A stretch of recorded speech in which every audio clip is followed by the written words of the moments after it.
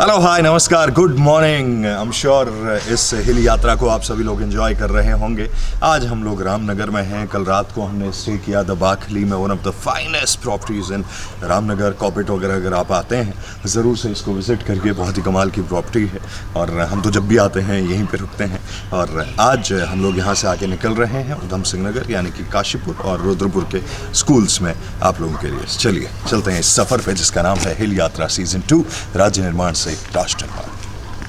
ओहो हिल यात्रा, ओहो हिल यात्रा, चलो राज्य निर्माण से राष्ट्र निर्माण करे। ओहो राज्य निर्माण से राष्ट्र निर्माण का संकल्प लिए इस बार आरजे काव्य और ओहो रेडियो की टीम आ रही है उत्तराखंड के हर जिले और वहाँ के स्कूल्स कॉलेजेस में। तो एक्सपीरियंस कीजिए इस शानदार जर्नी को हमारे साथ। ओहो हिल यात्रा season 2 presented by Doon defence dreamers, राष्ट्र हित में अग्रसर संस्थान, पावर्ड बाय उत्तराखंड राज्य विज्ञान एवं प्रौद्योगिकी परिषद यूकॉस देहरादून, को powered by state health authority Uttarakhand and information technology development agency Uttarakhand, association sponsor Namami Gange, hospitality partner Uttarakhand vacations private limited, happiness partner Pahadi store and outdoor media partner Himalayan advertising Haldwani. तो पहुंच चुके हैं हम लोग साईं पब्लिक स्कूल काशीपुर में। बच्चे वेट कर रहे हैं असेंबली में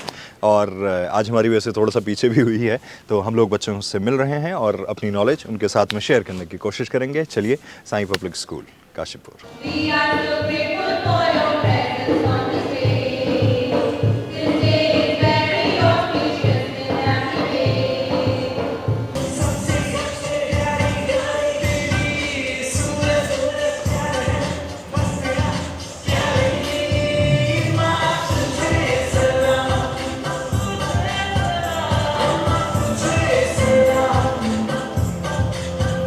We feel honored to have with us the Uttar Ka Puttar, the founder and the CEO of Oho Radio, the radio jockey from Bageshwar, making inroads into the hearts of people with his unique style and treatment on radio. Put your hands together for RJ Kavya.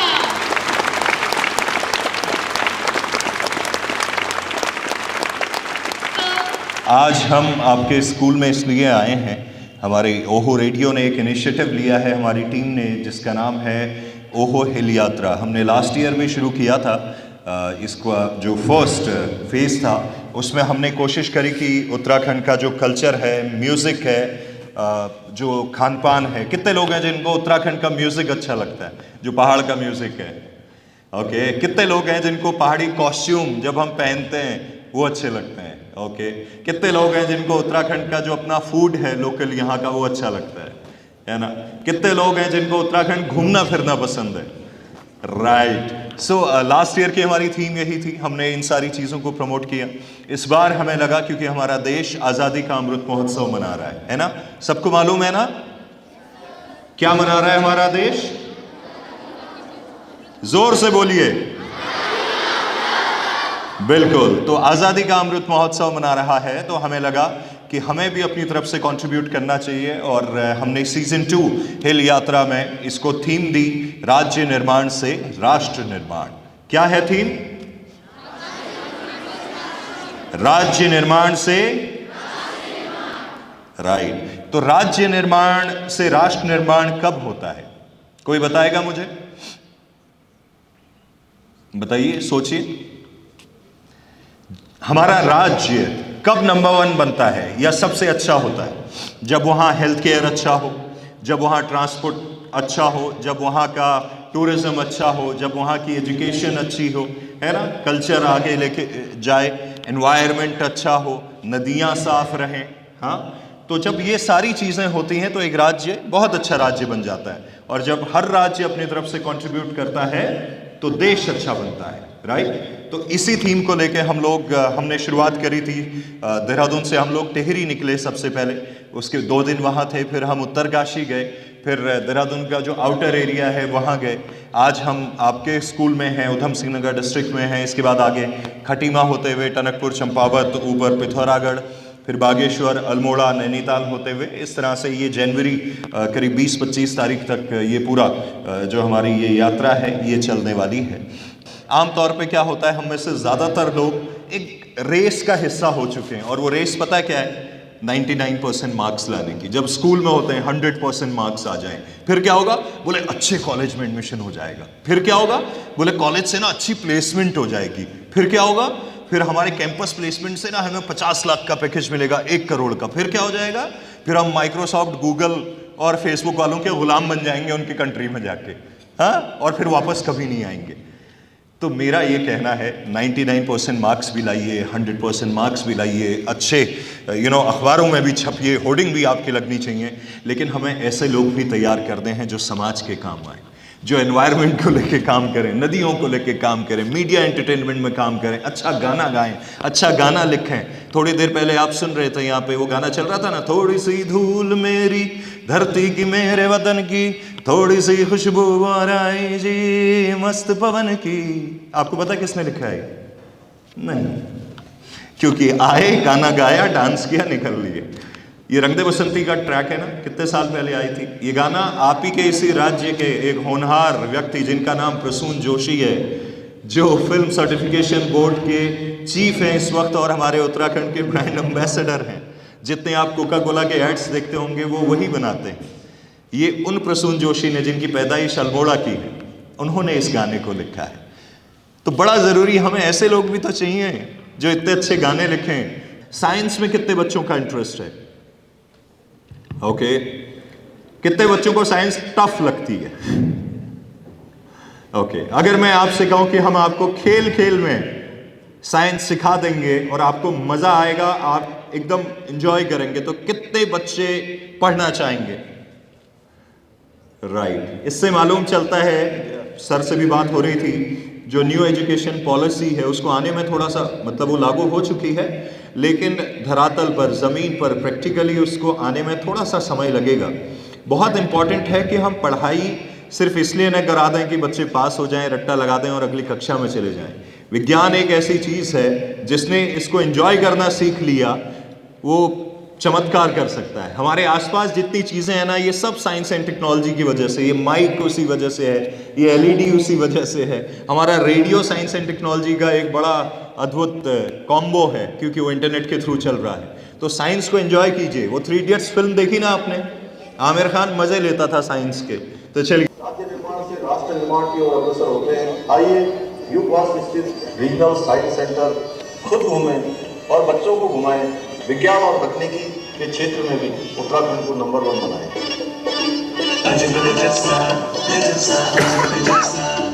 कुछ अजब गजब सा देख आते हैं, विज्ञान धाम घूम आते हैं, विज्ञान धाम घूम आते हैं। आप में से कितने बच्चे हैं जो विज्ञान धाम देखने जाना चाहेंगे? इसको मैं आपके प्रिंसिपल, डायरेक्टर्स जो भी हैं, टीचर्स, सबसे रिक्वेस्ट करूंगा, प्लीज़ अगर कभी मौका लगे, बहुत दूर भी नहीं है, 5-6 घंटे की दूरी पे देहरादून में रीजनल साइंस सेंटर है, बहुत खूबसूरत है।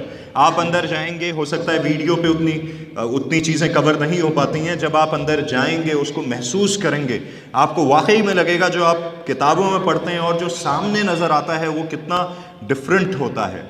और हो सकता है कल को इसी को देख के कई बार आदमी इंस्पायर होता है। एपीजे अब्दुल कलाम का नाम आपने सुना है ना? उनकी स्टोरी हम सबको पता है कि कैसे एक साउथ से निकला हुआ व्यक्ति एक साधारण परिवार से, और वो हिंदुस्तान का मिसाइल मैन बन गया, वो हवाई जहाज़ को देख के। बहुत ज़रूरी है, कई बार हम सोचते हैं कि अरे हवाई जहाज़ क्या है, मतलब ऐसा भी क्या है, लेकिन देखिए करिश्मे हैं ये, किसी चीज़ को हल्का नहीं आंकना है। मौका लगे ज़रूर से जाके देखेगा, हो सकता है कल को आप ही के विद्यालय से कोई साइंटिस्ट निकल जाएं और तब आपको उन पे फ़ख्र हो कि ये हमारे यहाँ से निकला हुआ स्टूडेंट है। राइट, तो बच्चों आज के लिए इतना ही। आखिरी में 2 चीज़ें आपके साथ और शेयर कर रहा हूँ। आप में से ज़रा मुझे ये बताइए, कितने बच्चों को, मेरी तो अभी भी तबीयत थोड़ी सी ख़राब चल रही है, इस सीज़न में सर्दी ज़ुकाम बुखार कुछ न कुछ हो चुका है? हाथ खड़ा कीजिए। ओके, अच्छा, जब आप दवा लेने गए, मुझे ये बताइए कितने बच्चों ने पैसे दिए? बोले दवा मुफ्त में कौन देता है? सिर्फ दुआएं हैं जो मुफ्त में मिलती हैं, दवा के तो पैसे लगते हैं, है ना? क्या आपको मालूम है, अगर मैं आपको ये कहूँ कि अब अगर आप बीमार पड़ते हैं या आपकी फैमिली से कोई बीमार पड़ता है तो आपको एक भी रुपए खर्च करने की जरूरत नहीं है। कितने बच्चों को मालूम है? ओके, चलिए, अटल आयुष्मान योजना के बारे में कितने लोग को मालूम है?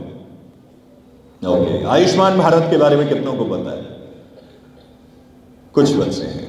तो मैं आपको बताना चाह रहा हूं, जो हमारी स्टेट हेल्थ अथॉरिटी है, आयुष्मान भारत हेल्थ अकाउंट, कितने बच्चे हैं जिनके पास आधार कार्ड है? सभी के पास होता है आजकल। कितने बच्चे हैं जिनके घर पे मोबाइल है? सभी के पास होता है। बस आपको क्या करना है, अपना आधार नंबर और मोबाइल नंबर डालना है। ये QR कोड है, इसको हम आपके स्कूल में लगा देंगे। आपको मालूम है, अटल आयुष्मान योजना के अंदर आपको हर फैमिली को हर साल 5 लाख रुपए तक का इलाज बिल्कुल मुफ्त मिलता है। कितना का इलाज मुफ्त में मिलता है? एक बार फिर से बोलिए। तो क्या आज आप घर जाके अपने पेरेंट्स को ये बात बताएंगे?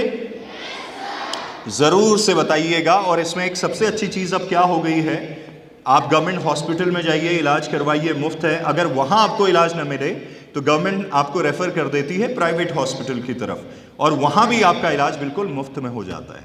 तो ये अच्छी बात है ना, हमको मालूम होनी चाहिए ना। सुनाई नहीं दिया? राइट। तो इसके बारे में आप जरूर से घर जाके आज डिस्कस कीजिएगा अपने पेरेंट्स से।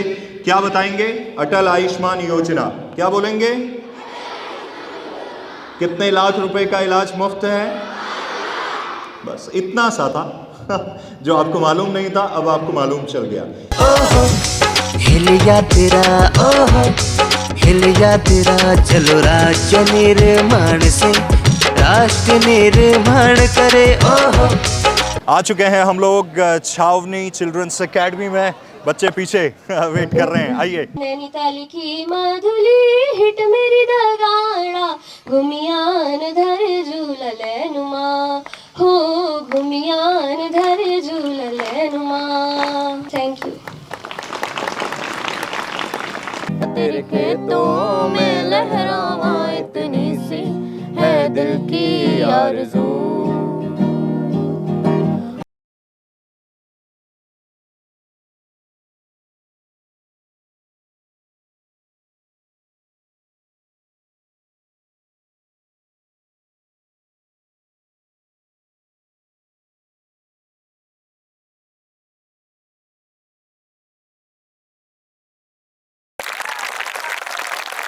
प्रिय साथियों, क्या आपको पता है कि हम ऐसे सुंदर माहौल में रहते हैं, ऐसे वातावरण में रहते हैं जो कि पूरे देश में विख्यात है। जी हाँ, हम बात कर रहे हैं अपने पहाड़ों की, अपने सुंदर उत्तराखंड की। परंतु हम एक बात से बहुत चिंतित हैं, वह बात है पहाड़ों पर होने वाले पलायन की। तो आइए आज हम बात करते हैं पहाड़ों से होने वाले पलायन की। हमें गर्व है कि हम उत्तराखंड के वासी हैं और हम यहाँ पर पैदा हुए। जिस उत्तराखंड के युवा सेना में भर्ती होकर अपनी जान न्यौछावर करने के लिए हर समय तैयार रहते हैं। जय हिंद, जय उत्तराखंड। तब बनेगा भारत सर्वश्रेष्ठ, तब होगा सबका साथ, तब होगा सबका विकास, तब होगा सबका विश्वास। धन्यवाद। Now the main attraction of the day is Mr. R.J. Kavya ji. I would like to invite him here at the podium to take charge. So कैसे हैं आप लोग? How's the जोश? How's the जोश? How's the जोश? मैं आगे अभिनव जी को बुलाना चाहता हूं जो ड्रीमर्स फाउंडेशन से हैं और आपके लिए कुछ इंपॉर्टेंट चीजें शेयर करना चाहते हैं आपके साथ में। जोरदार तालियों के साथ में वेलकम कीजिए। आप में से कितने बच्चे हैं जिनको NTSC एग्जाम के बारे में पता है, नेशनल टैलेंट सर्च एग्जाम?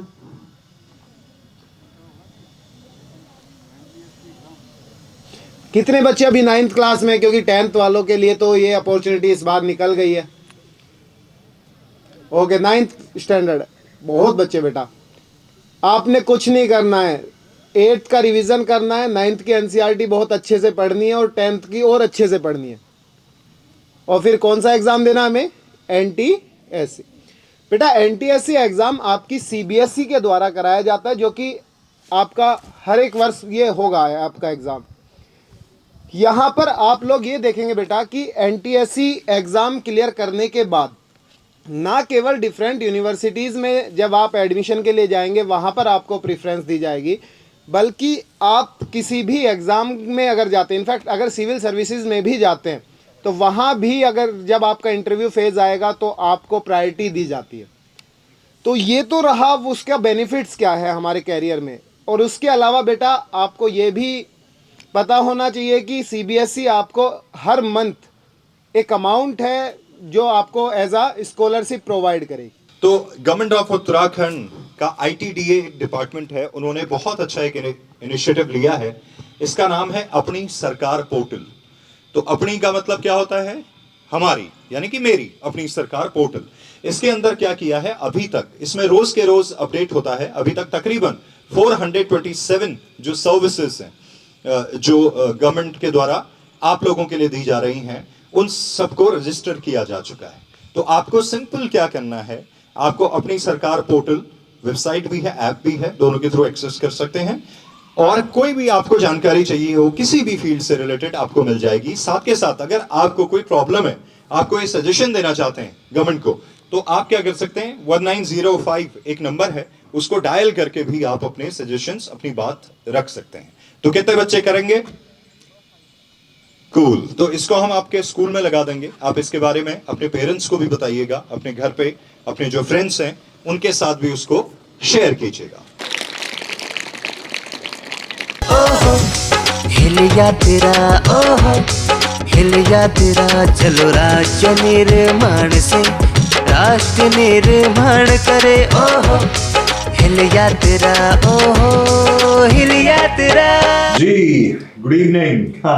शाम का वक्त हो रहा है और दिन भर सुबह से स्कूल्स में बच्चों से मिलने के बाद, एक स्कूल से दूसरी जगह जाने के बाद, ओहो हिल यात्रा सीजन 2 में शाम का वक्त होता है कि हम लोग किसी न किसी प्रॉपर्टी में, होटल या रिजॉर्ट में स्टे करने के मकसद से जाते हैं। लेकिन अभी आप लोग देख रहे होंगे कि यार मैं किसी ऑफिस में बैठा हूँ। बिल्कुल, ये ऑफिस है उत्तराखंड वेकेशन प्राइवेट लिमिटेड का, जो हमारे हॉस्पिटैलिटी पार्टनर हैं। हर शहर, हर जिले, हर छोटी जगह कहीं भी हम जा रहे हैं तो इनका सहयोग हमेशा बना रहता है। तभी हमारा क्रू जो है इतने 14-15 लोगों का स्टे कर पाता है। सुबह फ्रेश उठते हैं और फिर एक नए स्कूल और नए लोगों से मिलते हैं। तो इस वक्त हमारे साथ में गौरव बंसल जी उत्तराखंड वेकेशन से, और सामने हमारे विकास जी। तो आप दोनों का ही स्वागत। नमस्कार जी। तो गौरव भाई, सबसे पहले जानना चाहेंगे एसोसिएशन, ये जो हमारी कोलैबोरेशन हुई है हिल यात्रा सीजन 2 को लेके, ये कैसी चल रही है और कंपनी की शुरुआत कब हुई उत्तराखंड वेकेशन की, उसके बारे में बताइए। हिल यात्रा सीजन 2 आपकी बहुत अच्छी चल रही है और काफ़ी लोगों द्वारा पसंद की जा रही है जी। और आपका भी बहुत बहुत धन्यवाद, आपने भी हमें इस हिल यात्रा का हिस्सा बनाया जी। और कंपनी की शुरुआत की जहाँ तक बात है, कंपनी की शुरुआत हुई थी 2013 में जी।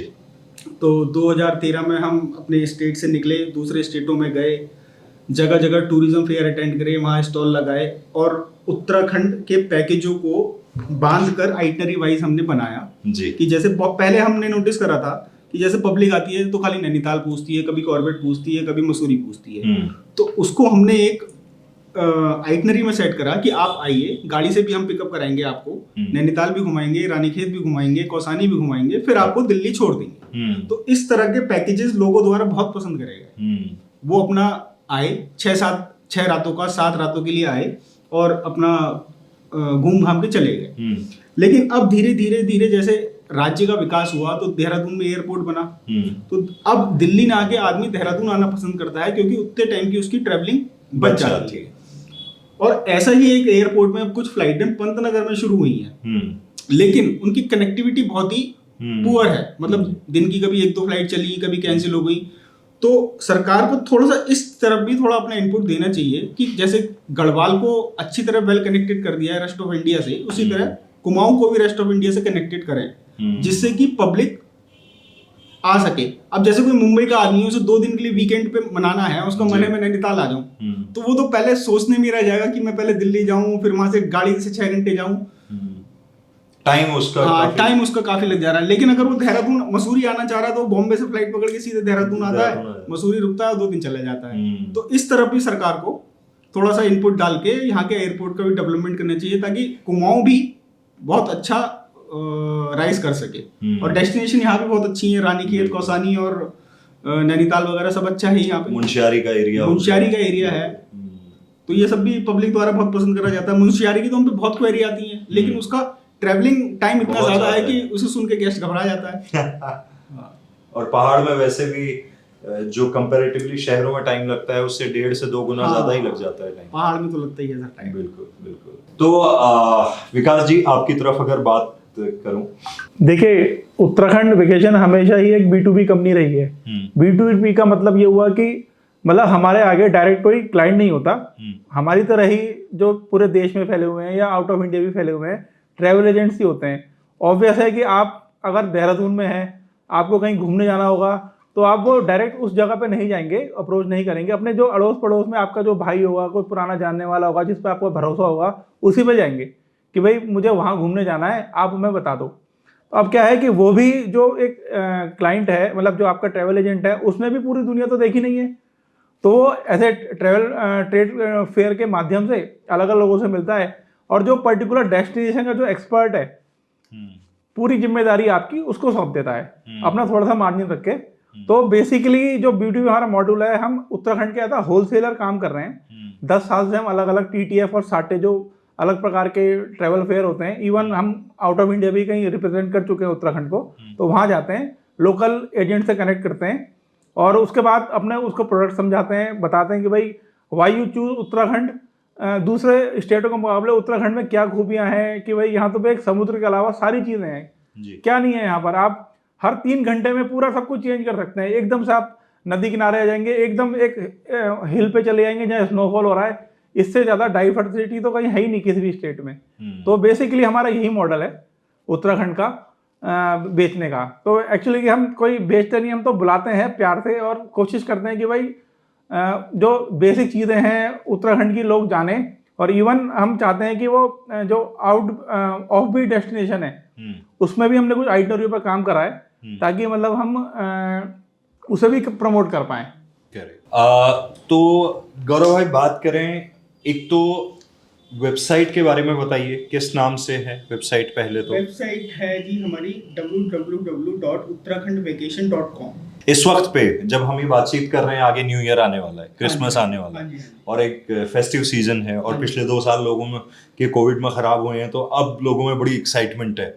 तो कहाँ प्रॉपर्टीज आप ऑफर कर रहे हैं उत्तराखंड के अंदर? इस फेस्टिव सीजन के लिए हमने सभी जगह तैयारियां कर रखी हैं। अब धीरे धीरे सारे होटल वगैरह सोल्ड आउट ही हो गए हैं, बहुत महंगे महंगे पैकेज चल रहे हैं हर होटल के। तो कॉर्बेट में, ऋषिकेश में, मसूरी में, औली में, नैनीताल में, सभी जगह 3 स्टार से लेकर 5 स्टार तक सभी होटलों के रेट हमारे पास हैं, जो कि अच्छे रेटों में ग्राहक को उपलब्ध हो सकते हैं, और वो अपने परिवार के साथ न्यू ईयर मना सकता है। और ज्यादातर लोग न्यू ईयर पे निकलना ही पसंद करते हैं, सेलिब्रेशन के मूड में आ ही जाते हैं। न्यू ईयर भी अब धीरे धीरे हिंदुस्तान में त्योहार की तरह ही हो गया है जी। तो सभी तरह की सुविधाएं हैं, सभी तरह के पैकेज हैं, जैसा गेस्ट चाहे वैसा हमसे ले सकता है। बढ़िया, बिल्कुल।